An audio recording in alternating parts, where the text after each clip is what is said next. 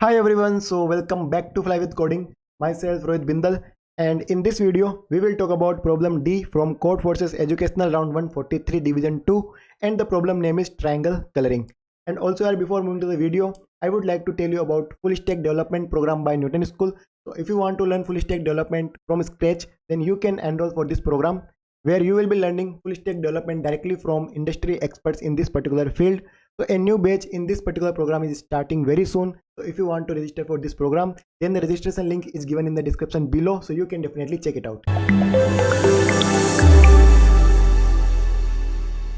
यार इस प्रॉब्लम में तुम्हें ग्राफ दिया हुआ है, उस ग्राफ में बोला कि अन वर्टिसेस है एंड अन एजेस है, राइट। और ये बोला कि जो एन है ये 6 से डिविजिबल है, तो एन मोड 6 जो है वो 0 है, ठीक है। और ये बोला कि जो एजेस दी हुई है ये सारी अनडायरेक्टेड है, ये सारी एजेस अनडायरेक्टेड है एंड सारी की सारी एजेस वेटेड है। तो बेसिकली हर एक एज का कुछ ना कुछ वेट होगा और जो वेट होगा एक पॉजिटिव इंटीजर होगा, ठीक है। तो ये सब मुझे दिया हुआ है। और यार मुझे ये बोला कि ये जो ग्राफ है, इस ग्राफ को क्या किया कि इन्होंने स्प्लिट किया, ठीक है, 3 वर्टिसेस में, और उन 3 वर्टिसेस का ट्रायंगल बनाया। फॉर एग्जांपल अगर लेट से एन की वैल्यू 6 है, ठीक है, तो अगर मैं 6/3 करूँ तो वैल्यू आएगी 2, यानी कि 2 ट्रायंगल बनेंगे। तो एक ट्रायंगल ऐसा कुछ बन जाएगा और एक ट्रायंगल कुछ ऐसा बन जाएगा। और ये बोला कि ट्रायंगल्स जो बन रहे हैं सारे डिस्कनेक्टेड है, यानी कोई भी 2 ट्रायंगल कनेक्टेड नहीं है, यानी कि किसी भी 2 ट्रायंगल के बीच में कोई भी एज नहीं है। फॉर एग्जांपल इस वर्टेक्स में इस वर्टेक्स के बीच में कोई एज नहीं हो सकती, ठीक है। तो सारे ट्रायंगल्स डिस्कनेक्टेड है, तो ये वाला मेरा ग्राफ होगा, राइट। तो डेफिनेटली अगर वर्टिसेस n है तो total number of triangles n/3 होंगे, क्योंकि हर ट्रायंगल जो 3 वर्टेक्स को कवर करेगा, ठीक है। अब मुझे करना क्या है, मैं क्या कर सकता हूँ कि किसी भी वर्टेक्स को मैं कलर कर सकता हूँ, या तो मैं रेड कलर कर सकता हूँ या ब्लू कलर कर सकता हूँ, ठीक है। और मुझे क्या करना है, मुझे इन सारे वर्टेक्स को कलर करना है, और मुझे कलर इस तरह से करना है such that total number of जो रेड वर्टेक्स हो वो n/2 हो, यानी कि n/2 रेड वर्टेक्स होने चाहिए एंड n/2 ब्लू वर्टेक्स होने चाहिए, एंड जो इस ग्राफ का वेट ऑफ कलरिंग है, वेट ऑफ कलरिंग, ठीक है, ये मैक्सिमम हो। तो वेट ऑफ कलरिंग क्या है वो देखते हैं। तो वेट ऑफ कलरिंग क्या है कि फॉर एग्जांपल लेट से अगर मैं किसी एक ट्रायंगल को कंसीडर करूँ, ठीक है, लेट से इसका कलर है रेड, इसका कलर है ब्लू, इसका कलर है ब्लू, इस एज का वेट है W1, इसका W2 एंड इसका W3। तो इस ग्राफ का अगर मैं वेट ऑफ कलरिंग निकालूँ, ठीक है, तो मुझे क्या करना है, मुझे उन वेट्स को यूज़ करना है जिनके कोरस्पॉन्डिंग जो 2 वर्टिसेस है उनका कलर क्या हो, डिफरेंट हो, ठीक है। फॉर एग्जांपल इस वेट 3 को मैं नहीं ले सकता, क्योंकि इसके कोरस्पॉन्डिंग जो 2 वर्टिसेस है इन दोनों वर्टिसेस का कलर सेम है, ब्लू है। तो वेट 3 को मैं नहीं ले सकता, पर वेट 1 को मैं ले सकता हूँ। क्यों? क्योंकि इसके कोरस्पॉन्डिंग जो 2 वर्टिसेस है इन दोनों का कलर क्या है, अलग अलग है, रेड और ब्लू है। तो W1 में ले सकता हूँ। सिमिलरली मैं W2 को भी ले सकता हूँ, क्योंकि इसके कोरस्पॉन्डिंग में जो 2 वर्टिसेस है उन दोनों का कलर क्या है, अलग अलग है, राइट। तो इस पर्टिकुलर ट्रायंगल के लिए जो वेट ऑफ कलरिंग होगा वो होगा W1 + W2, राइट। तो पूरे ग्राफ का वेट ऑफ कलरिंग क्या होगा, तो पूरे ग्राफ में जितने भी ट्रायंगल्स हैं इन सारे ट्रायंगल्स का वेट ऑफ कलरिंग निकालो और सबका समेशन कर दो, वो पूरे ग्राफ का वेट ऑफ कलरिंग आ जाएगा, राइट। और अब मुझे क्या करना है, इस पूरे ग्राफ के वेट ऑफ कलरिंग जो आ रहा है उसको मैक्सिमाइज करना है, राइट। तो अब मुझे रिटर्न क्या करना है, मुझे नंबर ऑफ वेज रिटर्न करने हैं, ठीक है, number of ways to colour the vertices such that there are exactly n/2 red vertices, n/2 blue vertices and the net weight of colouring is maximum possible, right. तो बस number of choices निकालनी है। तो ये problem है, अब देखते हैं इसको कैसे सोल्व करेंगे।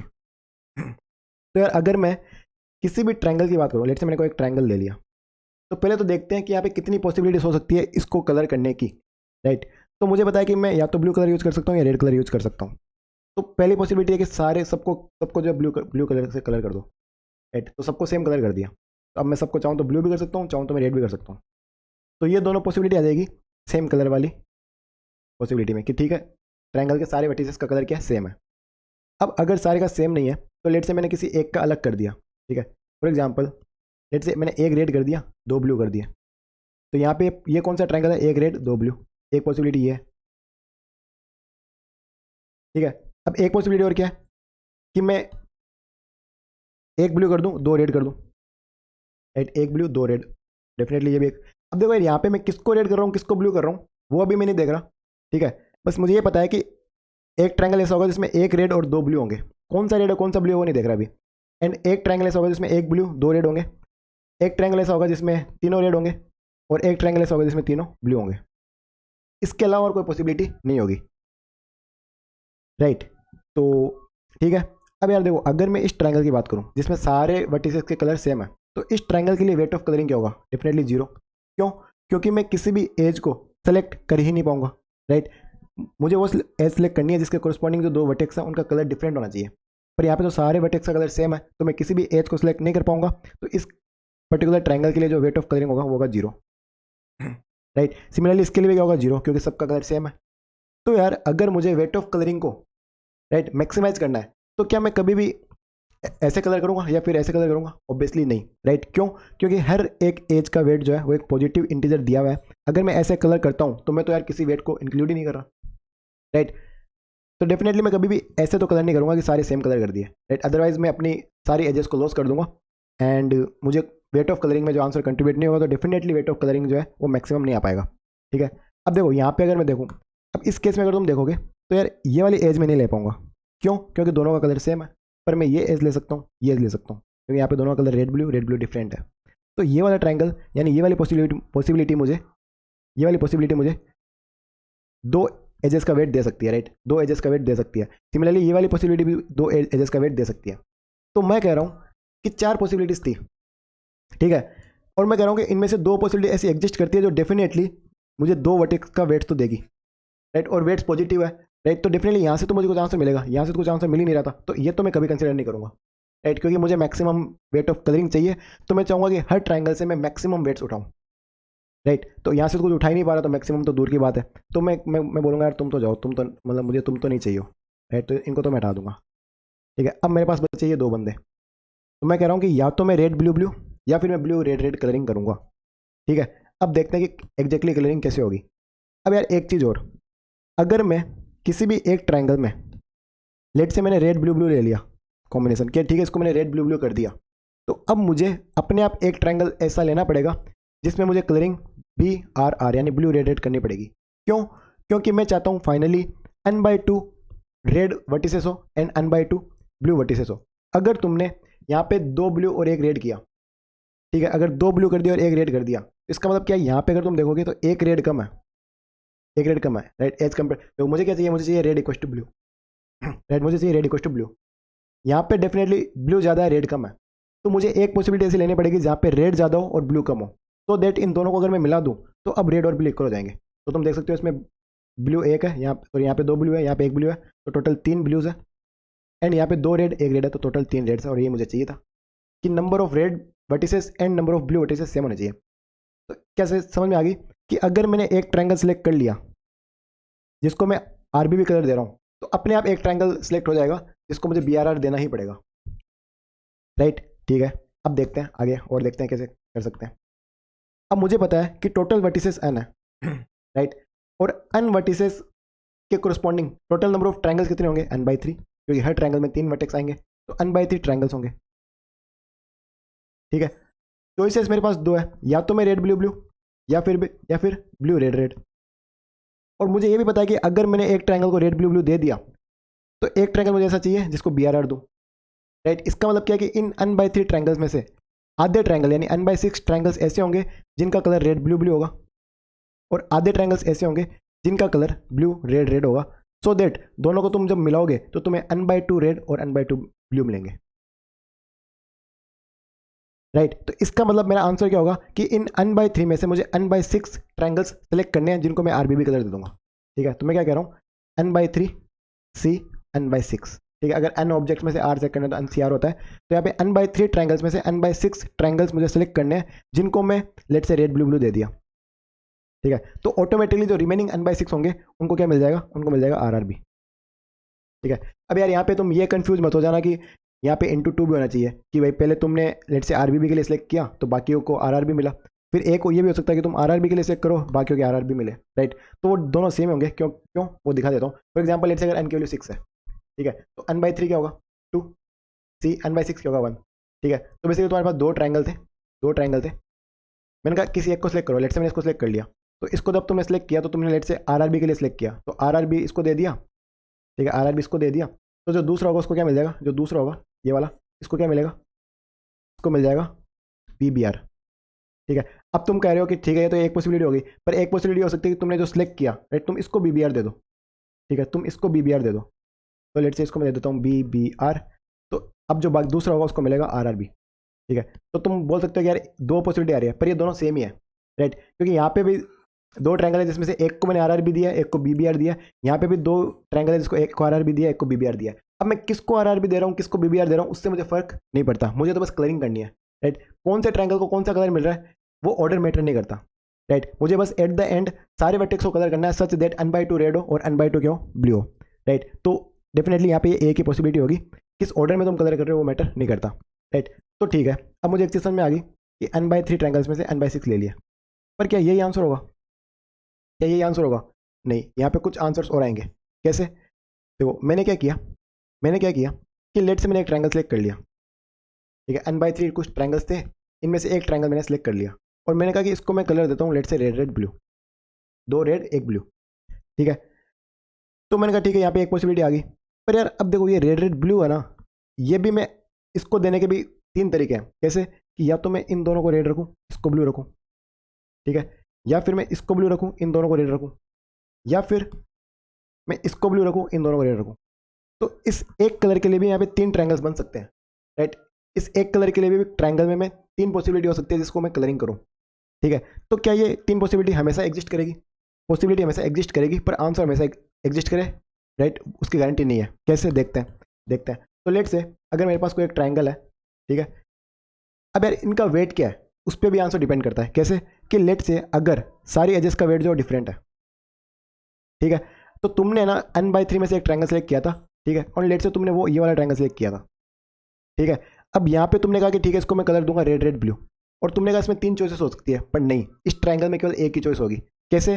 कि तुम्हें वेट ऑफ कलरिंग चाहिए मैक्सिमम, तो तुम इस ट्रायंगल में से मैक्सिमम वेट वाली एजेस उठाओगे, तो डेफिनेटली तुम हमेशा इन दो एजेस को ही उठाओगे, तुम इस वाली एज को कभी नहीं उठाओगे, क्योंकि तुम्हें वेट ऑफ कलरिंग मैक्सिमम चाहिए। और अगर तुम इन दो एज को उठाओगे, इसका मतलब तुम इस एज को नहीं उठा रहे, इसका मतलब ये जो दो वर्टेक्स हैं इनका कलर सेम होना चाहिए, इसका मतलब इन दोनों का ही कलर रेड होगा और इसका कलर ब्लू होगा। तो यहाँ पे ये एक ही पॉसिबिलिटी होगी, राइट। तो अगर तुमने n/3 में से एक ट्रायंगल लिया जिसमें सारे वेट्स डिफरेंट थे, तो यहाँ से तुम्हें एक्स्ट्रा आंसर कुछ नहीं मिलेगा, यहाँ पे बस एक ही आंसर मिलेगा, वही होगा इसको रेड दे दो, इसको रेड दे दो, इसको ब्लू दे दो, तो यहाँ से मुझे एक ही आंसर मिलेगा, राइट। पर अब लेट से कि सारे जो वेट्स हैं वो डिफरेंट नहीं है, लेकिन सारे वेट्स जो सेम है, लेट से 2 2 2, और तुमने n/3 ट्रायंगल्स में से एक ट्रायंगल सेलेक्ट किया जिसका वेट लेट से ऐसा निकला 2 2 2, और तुमने कहा कि इसको मैं आरआरबी कलर दूंगा, इनको मैं आरआरबी कलर दूंगा। अब यहाँ पे कितनी पॉसिबिलिटी होगी? तो यार अब यहाँ पे देखो, मैं किसी को भी आर दे सकता हूँ, किसी को भी बी दे सकता हूँ। क्यों? क्योंकि तुम चाहे ये वाली दो एज सेलेक्ट करो, चाहे ये वाली दो एज सेलेक्ट करो, राइट, चाहे तुम ये दो एज सेलेक्ट करो, आंसर तो हमेशा 4 ही आएगा, राइट, क्योंकि एज तो तुम दो सेलेक्ट कर सकते हो, राइट, क्योंकि दो डेफिनेटली वर्टेक्स का जो कलर होगा वो सेम होगा, तो इस एज को सेलेक्ट नहीं कर पाओगे। तो एज तो तुम दो सेलेक्ट कर सकते हो, पर तुम किसी भी दो को सिलेक्ट यहाँ पे कर सकते हो, राइट। तो इन तीन एजेस में से अब मैं किसी भी दो एज को सिलेक्ट कर सकता हूँ, राइट। तो यहाँ पे आंसर तुम्हें 3 मिलेगा। तो अगर तुम्हारा लेट से इस ट्रायंगल के टाइप को मैं बोलता हूँ T1 क्या है? T1 वो नंबर ऑफ ट्रायंगल्स है जिनमें सारी एजेस का वेट जो वो सेम है, ठीक है। तो मैं क्या कह रहा हूँ कि लेट से मेरे पास T1 नंबर ऑफ ट्रायंगल्स है, लेट से ऐसा कुछ T1 नंबर ऑफ ट्रायंगल्स है, और मैं कह रहा हूँ कि ये हर एक ट्रायंगल जो है मुझे 3 आंसर देगा, ठीक है। मैं कह रहा हूँ कि सारे वेट सेम है, तो डेफिनेटली हर एक ट्रायंगल जो है मुझे 3 आंसर देगा, ठीक है। और टोटल नंबर ऑफ ट्रायंगल्स से T1 है, ठीक है। तो जो मेरा आंसर था n/3 C n/6, राइट, इसको मैं मल्टीप्लाई करूंगा 3 टू द पावर T1 से, क्योंकि इनमें मैंने ये कंसिडर किया था कि ये सारे ट्रायंगल एक ही आंसर दे रहे हैं, राइट। क्यों? क्योंकि उस टाइम मैंने चूज़ किया था आरआरबी, बस number of possibilities for RRB, ठीक है। एक ट्रायंगल इसको आरआरबी दूंगा, पर इस ट्रायंगल को तुम आरआरबी भी जो है 3 तरीके में दे सकते हो, राइट। तो इसलिए इसको मैं मल्टीप्लाई करूंगा 3 to the power such triangles. तो सच ट्रायंगल्स अगर T1 है तो 3 की पावर T1, राइट। अब यार मैंने दो ट्रायंगल्स कंसिडर किए, एक में था कि यार सबका वेट डिफरेंट है और एक में था सबका सेम है, पर यहाँ पे एक चीज़ ऐसी भी हो सकती है, कि लेट से दो का वेट सेम है, दो एजेस का वेट सेम है, और तीसरी जो एज है उसका वेट डिफरेंट है। अब इसमें भी दो केसेस हैं कि जो दो का वेट सेम है, हो सकता है कि इनका जो वेट है वो तीसरी वाली वेट से ज़्यादा हो, ठीक है, या फिर हो सकता है कि इनका जो वेट है वो तीसरी वाली वेट से कम हो,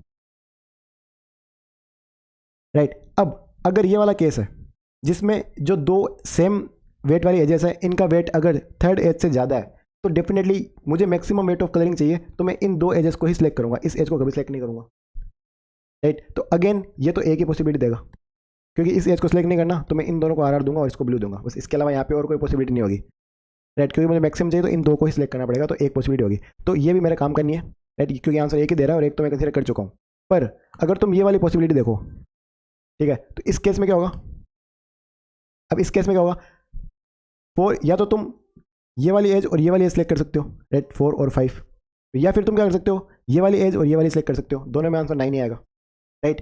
तो अगर ऐसी पॉसिबिलिटी है जिसमें कोई भी दो एज सेम है और उन दोनों का जो वेट है, राइट, वो जो तीसरी एज है उससे कम है, तो ये वाले आंसर मुझे, वैसे एक ट्रायंगल मुझे दो आंसर दे सकता है, राइट। तो let say there are T2 number of triangles, there are T2 number of triangles जिसमें दो एजेस का वेट सेम है एंड जो थर्ड एज है उसके वेट से ये जो सेम एजेस वाला वेट है वो कम है, राइट। तो ऐसे जो ट्रायंगल्स होंगे वो सारे ट्रायंगल मुझे दो दो की पॉसिबिलिटीज देंगे, ठीक है। तो यार यहाँ पे क्या हो गया, हाँ ये, ठीक है, तो ऐसे मुझे सारे दो दो की पॉसिबिलिटी देंगे, तो यहाँ से मुझे आंसर मिलेगा 2 to the power T2 extra possibilities मुझे मिल सकती है, राइट।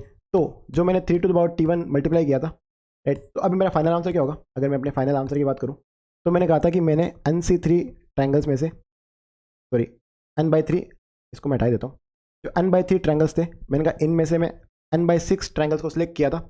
इनमें से T1 नंबर ऑफ ट्रायंगल्स ऐसे थे जो मुझे 3 पॉसिबिलिटी दे रहे थे, तो मैंने इंटू कर दिया 3 to the power T1, and T2 number of triangles ऐसे थे जिनमें बेसिकली दो एजेस का वेट सेम था और वो जो वेट था वो थर्ड एज वाले वेट से कम था, तो मैंने कहा था वो सारे ट्रायंगल्स मुझे दो दो पॉसिबिलिटी दे रहे थे, तो 2 की पावर T2, तो ये यार टोटल नंबर ऑफ पॉसिबिलिटी होगी, राइट, इनटू, तो ये टोटल नंबर ऑफ पॉसिबिलिटी होगी to colour the all the vertices such that there are N/2 red vertices, N/2 blue vertices and the weight of coloring is maximum, right। तो ये होगा total number of different ways, right. अब यार बस ये थी यार प्रॉब्लम। अब यार इसका एक बार कोड देखते हैं। There can be 2 types of triangle, तो T1 जहाँ पे सारे एजेस के वेट्स सेम होंगे और T2 जहाँ पे दो के सेम होंगे और वो कम होगा तीसरी एज से, राइट। तो अब मैं कह रहा हूँ टोटल N/3 ट्रायंगल्स है, मैं सारे ट्रायंगल्स पे आइटेट कर रहा हूँ। अब मुझे पहले जो मेरा पहला ट्रायंगल है उसके लिए मुझे 3 वेट्स मिलेंगे, ठीक है, क्योंकि यार प्रॉब्लम में बोला था कि जो फर्स्ट 3 नोड्स होंगे वो पहला ट्रायंगल बनाएंगे, फिर जो नेक्स्ट 3 नोड्स होंगे वो दूसरा ट्रायंगल बनाएंगे, इसीलिए जो पहला ट्रायंगल है उसके लिए मैंने 3 वेट्स ले लिए हैं 3 एजेस के। अब मैं कह रहा हूँ कि अगर सारे वेट्स इक्वल है, तीनों एजेस के अगर वेट्स इक्वल है, तो इसका मतलब ये T1 टाइप में आएगा, तो मैंने T1 को प्लस प्लस कर दिया। और अगर कोई भी दो का वेट इक्वल है और वो तीसरे वाले वेट से कम है, ठीक है, किन्हीं भी दो का इक्वल और तीसरे वाले वेट से कम है, तो T2 टाइप में आएगा, तो मैंने T2 को प्लस प्लस कर दिया। ये लूप पूरा चल जाएगा, ठीक है। तो क्या होगा, तो मुझे बेसिकली T1 में नंबर ऑफ ट्रायंगल्स मिल जाएंगे ऐसे जिनका टाइप T1 था, और नंबर ऑफ ट्रायंगल्स मिल जाएंगे जिनका टाइप T2 था, राइट। बस अब यहाँ पे मैंने कुछ नहीं किया, यहाँ मैंने क्या किया कि N/3 C N/6 की वैल्यू निकाली है विथ मोड, राइट, क्योंकि मुझे प्रॉब्लम में बोला था कि मुझे मोड लेना है क्योंकि वैल्यू जो है लार्ज जा सकती है। तो यहाँ पे मैंने क्या किया, इसमें मैंने निकाला है N/3 C N/6 की वैल्यू निकाली है, फिर मैंने क्या किया उसको मल्टीप्लाई किया 3 to the power T1 से, फिर उसको मैंने मल्टीप्लाई किया 2 की पावर T2 से, जो कि अपना फाइनल आंसर होगा, और उस आंसर को मैंने कर दिया प्रिंट, राइट। अब यार ये N/3 C N/6 जो है इसके लिए मैंने यूज़ किया है फर्मेट्स लिटल थ्योरम का। तो एंड यहाँ पे यार ये पावर के लिए भी मैंने जो है एक अलग से फंक्शन यूज़ किया है, क्योंकि मैं इसमें भी मोड निकालूंगा, तो इसका भी यार कोड दिखा देता हूँ पावर वाले का।